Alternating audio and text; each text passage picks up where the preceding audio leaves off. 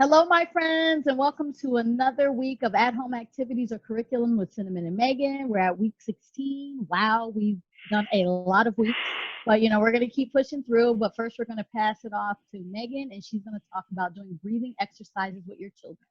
Yes, thank you so much. Okay, so we're going to talk a little bit about mindfulness breathing exercises. Of course, it's good for you as a parent, but really it's great for your children. And so you might not think that, children can even learn these exercises or they could benefit from it, but they certainly can.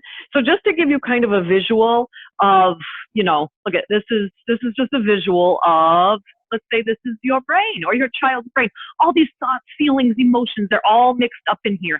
And so it's really hard to see through it. It's really hard to get through that and like think from a calm place. And so as you can see, as it starts to settle to the bottom, your thoughts and all those emotions are still there. They're just settled to the bottom. So now we can see through clearly, and now we can think of things with a clearer mind. And so that's same for your children. And so that moment of mindfulness and relaxation is that moment of bringing those thoughts down. And so you want to think about this as a lifelong skill that they will have. And it can really be good for children that have anxieties or, entering new situations or, encountering frustration. And it's really an anchor, just like it is for us. It can be an anchor for them to come back to just revisit that calm place. And so I'm just going to show you a couple of them. Of course, it's really great to be fun with them and, to do animals, or you'll see some of these things that we're going to do. But don't just do this when your child is escalated up to here. Do it and practice before that. And so you're telling them like, oh, let's practice our breathing. And then in that moment when they do need to use it, now they're going to be able to access it easier. And so one of them is called the butterfly. And so the butterfly these are their wings already. We're going to breathe in.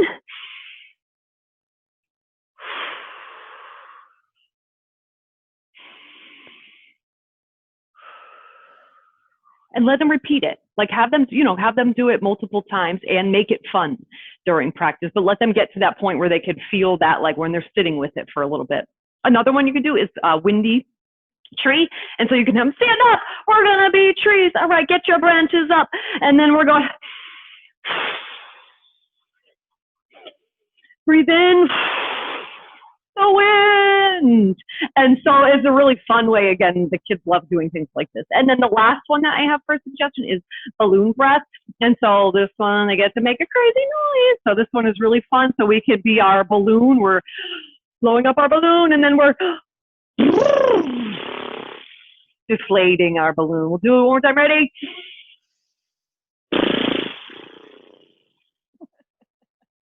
I feel calm.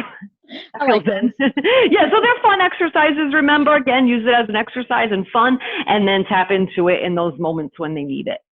No, and that is all. Absolutely. Thank you, Megan. And yes, that was a really good point that you made about not having children be escalated when they're learning it, because they want to you want to teach it to them as a tool. You want them to use it when they've escalated. Mm-hmm.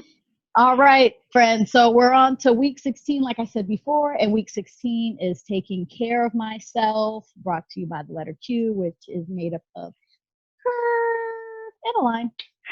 All right, so just so you remember that. All right, so what I don't have are books on display here with me, but as we talked about the books before, any book that we may have put on the curriculum this week or any week, you can always find it on the internet, as well as using books that you have that, pertain to the theme regardless. It doesn't have to be exactly what we chose, but we chose, since we're talking about taking care of myself, eating the alphabet, I am sick, first aid, how dinosaurs get well soon, and please play safe. So those were really great choices, but also, like I said, there's multiple other choices out there that will suffice. And so on to discussion. When I was thinking about discussion, I was thinking about vocabulary as well. So like one of the discussion questions is like, what is a healthy habit? And like, what kind of healthy habits do we practice or do we have? And so healthy and habit, those are really good words to teach your children. But what is a healthy habit? A healthy habit is exercise, eating well, washing your hands, practicing things like that, and, getting your children to understand that. As we know, these are also lifelong skills because healthy habits are things we want them to carry into adulthood. So Another discussion question was about washing hands and why it's important to do so in, to keep our bodies healthy.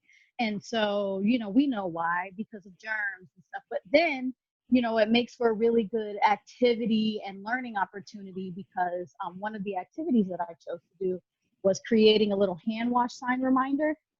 And so here I have, my hands are big. They're taking up the whole paper. The kids' hands will not be that big. But, got my bubbles in there. And then here I say, don't forget, wash hands 20 seconds. And so to remind children also to wash their hands for 20 seconds, we sing songs. Happy birthday to you, stuff like that. So any song that have them do. And, that is a really great healthy habit, because aside from using hand sanitizer, which we're all like, using nowadays, washing your hands with soap and water is best. So we have that. Also, another topic we're talking about is a discussion question is about first aid, and what is that? What is first aid? And so that's something we don't necessarily think to speak to our children about, right? And so I thought it would be nice to create a first aid kit for your child that they can use with their stuffed animals and toys. Now, I didn't bring my stuffed animal buddy over here today, but here I created a little first aid kit out of the old. Oh, and we got a little baby there. A little head injury. I won't ask what happened. Don't ask questions. No, but yeah, using their babies in that way. So I had this old, this was a card box, something you keep your cards in. And so here it's got a nice lid that opens and closes, but inside I put some things in there. And so nowadays things are a little different. So one of the first aid things that I put in there is masks, only because of what's going on right now in the times. Just something that children have to get familiar with, unfortunately. And so, I've put something like that in there, but I have some cotton balls. There's a little tiny ace bandage, things that I'm willing to allow a child to use. That's not taking away from my personal first aid. These are extra things. So I also have some gloves in here. And of course, most importantly, Band-Aids. Kids love Band-Aids. They're like stickers. And so, if they can bandage up their stuffed animals and take care of them and practice that, and even giving them an understanding of what first aid is and why it's important to keeping us safe and healthy from, we'll get our boo-boos and stuff like that. So I thought that was a really cool activity. Also, another something, so just even moving on to creative art, and I know I talked about creating a pretend salad, like taking pieces of paper and cutting them, or drawing, shapes of different fruits or vegetables. If you want to make a lettuce salad, cutting out leaves of lettuce and cutting out round tomatoes, or even using 3D objects. Maybe you have little puffballs or something you can use for tomatoes and stuff like that. And then you can glue them inside of a little paper bowl. See, what I have here on display are just some healthy foods, that you could totally make a fruit salad with. Now, I'm showing off with this one. This is just one of my tomatoes from my tomato bowl. I don't eat fruit salad with tomato, but I just thought I'd show off my little tiny cute tomato that's adorable. But, I have in here bananas, a peach, an apple, and some cherries. You see the cherries? Cherries.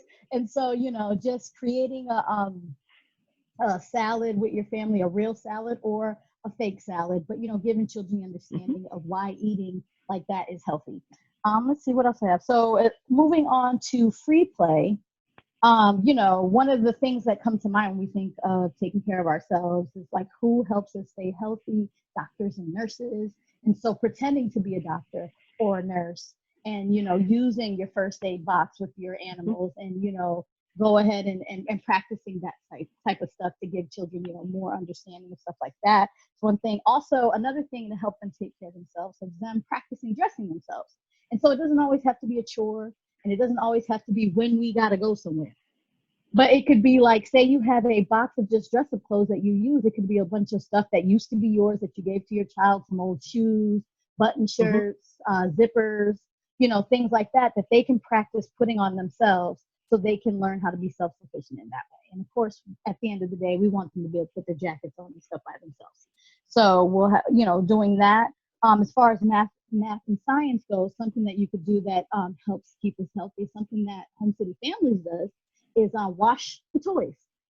So we make it fun. Instead of it being just a chore, you want to take a water table, bucket, or even like some sort of plastic bin. It could be not even deep. It could be something that's shallow, something that you could put the Legos in and stuff like that. Maybe little scrub brushes and sponges, add some soapy water to it, and then let them clean their toys, get all the germs off. How often do we even do that? So that's something else you could do. And, as far as outdoor goes, really important is outdoor safety. We do think about things like that, but like when they come on, so if we buy our child a bike, we think about wearing helmets and knee pads and elbow pads, maybe a skateboard or roller skates and wheels. But there's also, let's see, what other things will be for outdoor safety. Things like not speaking to strangers, looking both ways when you cross the street. These are also things that, eventually we're going to allow our children to go outside and play by themselves, and it will be under a certain amount of rules and stuff like that. So, that's something important to discuss with your child and telling them your rules, especially when it comes to outdoor safety. One other thing I wanted to touch on before we end is routine. Routines are always important, no matter what the routine is, whether it be your morning routine, your bedtime routine, whatever you want to call it. But what the things that you have to do. So create a routine chart with your child and put it somewhere where they could see it as a reminder what happens next, because children like to know what's happening next. It could be for the whole entire day, or it could just be for, like I said, one of your daily routines. It's like when we wake up, what do? Do we make our beds? Do we brush our teeth and wash our faces? What are the first things we do? Do we eat breakfast? And, children really like that. That keeps us safe and healthy, but it also teaches them responsibility and how to take care of themselves, because like I said, you're not going to be brushing their teeth forever. So, give them all the power that they need to do these things. As far as I could see, that's all I had for this week as far as taking care of myself. Is there anything you wanted to add to that, Meg? I love all of the stuff you made. I especially love that sign. That's a great idea. I was thinking, because I have all of this stuff at home, we have a kitchen with tons of food, pretend food items. There'd be great math activities in here of sorting or, classifying things. So you could say, put out all the food and say, put all the fruits here and put all the vegetables here. Or you could put a bunch of food out and say, pick out the healthy food. What is good to eat? And so lots of different activities. Even just go ahead and sort by color. That's a great idea. Thank you for adding that. Yes. Sorting, you can always resort to sorting. Yes. Just remember that. It doesn't really matter what it is. You can always resort to that. And it's a really, really helpful skill. Yeah. All right. Is that it, Meg? That's it. All right, we are wrapping it up on this gloomy day, but everyone, I hope you're having a great day at home, and we'll see you next week. Don't forget to tune in. Goodbye. Bye.